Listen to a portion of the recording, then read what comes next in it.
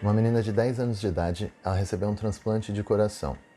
Depois da cirurgia, ela começou a ter pesadelos onde ela era atacada por um homem, e era sempre o mesmo homem, no mesmo lugar, com a mesma arma, e aí a mãe levou a menina no psiquiatra. E o psiquiatra, ao analisar esses sonhos, ele percebeu que pareciam ser memórias reais e não um sonho simplesmente. E aí eles levaram o caso para a polícia, achando que a menina podia ter sido abusada por alguém, sei lá. A polícia abriu uma investigação e chegaram no homem que matou a menina que tinha doado o coração para ela. Essa história está no livro Memória das Células, do neuroimunologista Dr. Paul Pearsall, e ele conta outras histórias que descrevem também emoções, sentimentos, memórias que foram passadas de uma pessoa para outra depois de um transplante de órgãos. Uma outra história é de uma moça de 29 anos que ela era lésbica e ativista LGBT, e depois do transplante ela se casou com um homem e ela parou de comer carne, e depois veio descobrir que a doadora era hétero e vegetariana. Tem uma outra história de uma professora de balé chamada Claire Sylvia, e ela publicou um livro chamado A Voz do Coração, onde ela conta que depois de ter um transplante de coração, ela acordou da cirurgia e a primeira coisa que ela pediu foi uma cerveja, porque ela estava morrendo de vontade de tomar cerveja.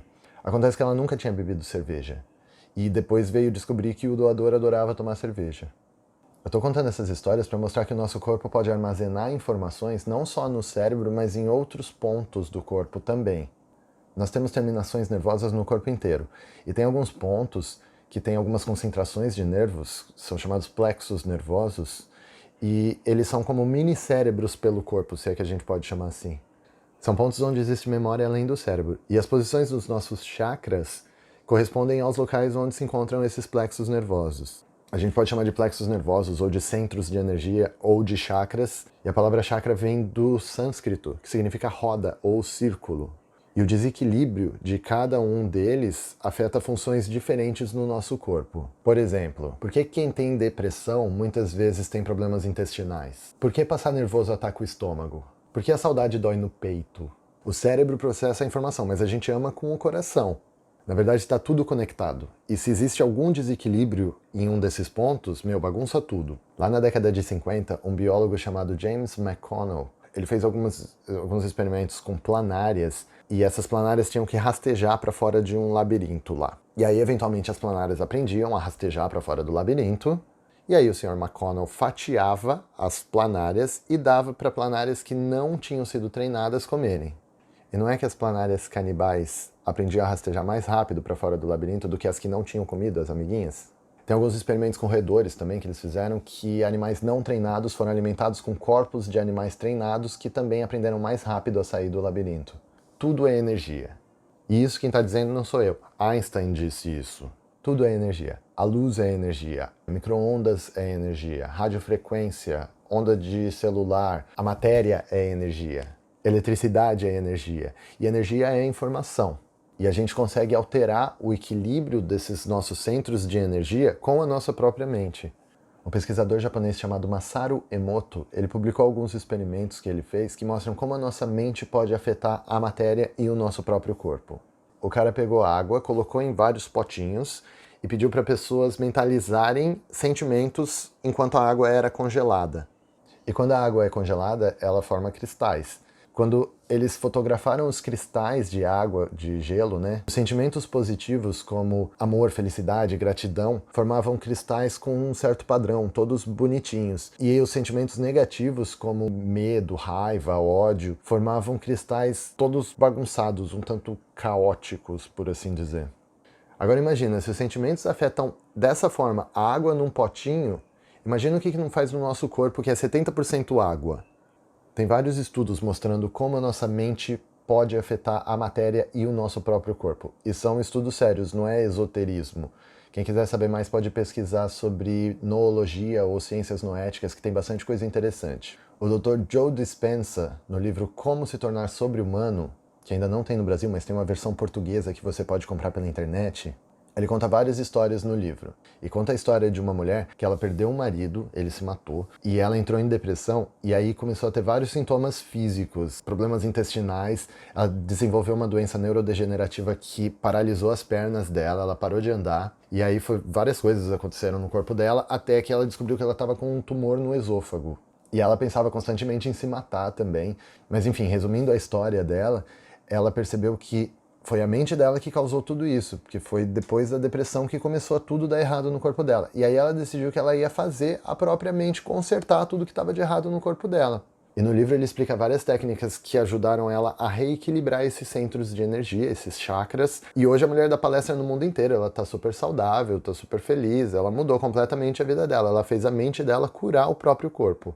E eu queria ensinar uma dessas técnicas que eu pratico já há bastante tempo, há vários anos, e ela ajuda a alinhar, reequilibrar as energias dos nossos chakras, e é uma técnica muito parecida com a que ele ensina no livro. Primeiro de tudo, a gente tem que prestar atenção nas nossas emoções durante o dia a dia. Se a gente quer arrumar a nossa vida, a gente tem que começar arrumando a nossa própria casa.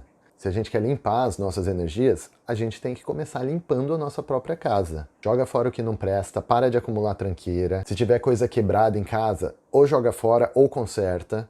Doar coisas que a gente não usa mais e que podem servir para outras pessoas. Ou então coisas que não servem, joga fora. Outra coisa importante, eliminar pensamentos tóxicos. Eliminar pessoas tóxicas. A gente tem que fazer um exercício constante de autoobservação. Observar como a gente se sente, parar de reclamar, observar o que sai da nossa boca, observar o que entra pelos nossos ouvidos, observar o que a gente está assistindo na TV e eliminar o que for tóxico. E aí, antes de dormir, tem uma meditação que eu faço que eu tive as melhores sensações que eu já senti na vida. É melhor que qualquer outra sensação que eu já experimentei. Eu deito na cama de barriga para cima com os braços ao lado do corpo e por alguns minutos eu só presto atenção na minha respiração. Mas diferente da meditação com mantras que eu ensinei no outro vídeo, nessa a gente tem que limpar a mente. Então, se vier algum pensamento, eu imagino que os pensamentos são como nuvens no céu e que o vento leva essas nuvens embora, e aí eu volto a focar na respiração. E aí eu fico prestando atenção na respiração durante uns 2, 3 minutos, até dar uma relaxada. E aí eu imagino que o meu corpo é como se fosse um balão, que ele infla a cada inspiração, e aí ele murcha a cada expiração.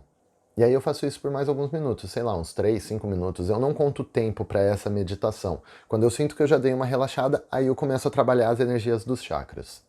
Nessa hora eu coloco a intenção na minha meditação. É importante a gente colocar a intenção do que a gente quer e não do que a gente não quer. Assim, eu não quero ficar doente, eu não quero mais ser ansioso, eu não quero isso, eu não quero aquilo. Não, a gente tem que pensar no que a gente quer. O que você quer? Eu quero ser mais paciente, eu quero ser saudável, eu quero ser feliz, eu quero prosperidade. E depois disso eu começo a trabalhar as energias dos chakras. Então eu começo pelo chakra básico, que fica na base da coluna, e a cor é vermelha. Esse chakra é a nossa conexão com a Terra, com o mundo material. Eu imagino um cilindro de luz vermelha saindo do chakra básico e indo até o infinito. E fico imaginando essa luz vermelha durante uns 5 minutos. Como eu disse, eu não conto o tempo mesmo, porque muitas vezes eu adormeço no meio da meditação e tudo bem adormecer. Enfim, quando eu acho que eu já trabalhei o suficiente a energia desse chakra, eu passo para o próximo, que fica aqui logo abaixo do umbigo, e a cor é o laranja. E aí eu imagino a mesma coisa, um cilindro de luz que sai do meu umbigo e vai para cima até o infinito. E aí eu fico nesse chakra durante mais uns 5 minutos. E aí passo para o próximo, que fica aqui no plexo solar, aqui na boca do estômago. E a cor dele é amarelo. E é a mesma coisa, imagina um cilindro de luz amarelo indo até o infinito e fica durante uns 5 minutos. Não tenha pressa. Quando sentir que deu o tempo, passa para o próximo. E aí o próximo é esse daqui, é o chakra cardíaco, que é no coração. E a cor dele é verde. Eu não sei se alguém mais já sentiu isso, mas várias vezes fazendo essa meditação, eu chego nesse chakra e aí eu paro de sentir o meu corpo. É muito louco. E é sempre no mesmo chakra, sempre no coração. E é muito difícil de explicar a sensação. É meio que uma sensação que eu tô flutuando, mas eu não sou mais o meu corpo. E várias vezes eu não consigo levar a meditação adiante para o próximo chakra porque eu perco a noção de onde fica o próximo chakra, de onde é o meu corpo. Eu sou simplesmente uma consciência flutuando no vazio. Mas é muito boa a sensação, é a melhor sensação que eu já senti na minha vida.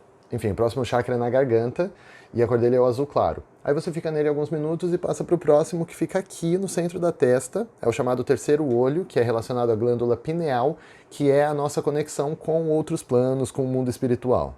E a cor desse chakra é o azul anil ou índigo. É o azul da cor da bandeira do Brasil. E o último chakra é o chakra coronário, que fica aqui em cima, na coroa, e a cor dele é o violeta. Então é a mesma coisa, imagina uma luz violeta no topo da sua cabeça. Essas sensações que eu falei que a gente tem com essa meditação demoram um certo tempo, pode demorar uma semana, um mês, até você começar a ter esse tipo de sensação. Mas tem alguns benefícios que a gente já percebe logo no início. A gente fica mais tolerante, menos ansioso, a gente dorme melhor, a gente acorda mais bem disposto. Mas se você insistir e fizer regularmente, você não só evita doenças psicossomáticas, mas também vai ser uma pessoa mais feliz e vai ter sensações que, uma vez que você experimenta essas sensações, eu tenho certeza que você vai levar a meditação para o resto da vida.